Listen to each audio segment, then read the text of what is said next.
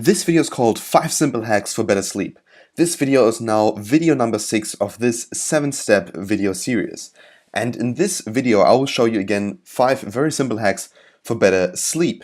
So again, I really want you to put them into practice and to not just listen to my voice and take some notes. So what you really have to do is, for example, tomorrow, just use 1 or 2 of those hacks. And also, of course, I would really appreciate it if you could tell me whether the hacks worked for you or didn't work for you. You can do that when you go to the Udemy Q&A section, and in the Udemy Q&A section you can tell me, for example, Leon, I didn't like that hack, or Leon, that hack didn't work for me, or for example also you could say, this hack worked very well for me, or perhaps I did something a little bit different and then it worked for me. So I'm really excited for all of your stories. But now let us cover these 5 hacks. So the first one is visualize what you want to do tomorrow. Then 2, write down the things that worry you an hour before you go to bed. Then number 3, if you really cannot sleep, get out of bed and do something that relaxes you.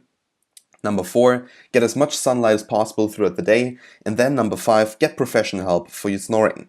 So first of all, let us talk about visualizing what you want to do tomorrow.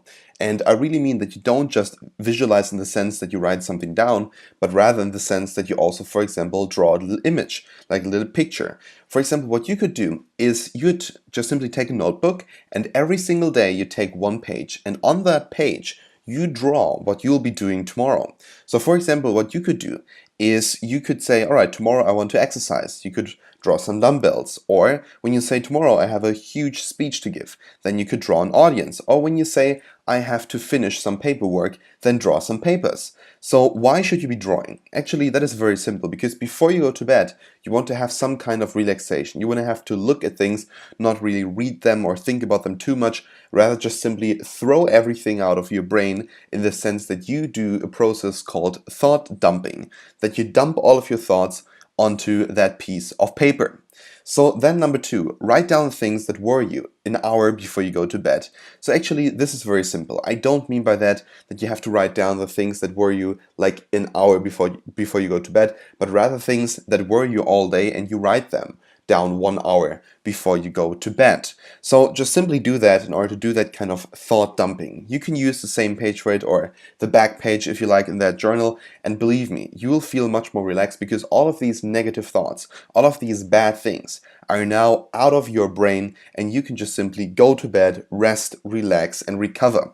So do that. In my mind, this is one of the best hacks I know, and I do that every single night. And also, this is one great way for me to remember the things that happened throughout the day, and also have some kind of journal, in the sense that I write down my experiences every single day, or I try to draw them and just write a couple of sentences to it. Then number 3, if you really cannot sleep, get out of bed and do something that relaxes you. A very simple hack. And this is actually something that many people will not teach you, because they say, all right, then for example, lay in bed, count to 7 or something like that, again and again and again, or count sheeps or something like that. But in the end, counting sheeps and, for example, focusing on counting numbers until a certain number will actually most of the time just seriously get you refocus on the things that you do all day long. Because most of the time, when you focus on counting sheep or you focus on counting numbers, your brain is going to become more active again. And when you do that, actually, it will be very difficult for you to find a way to sleep.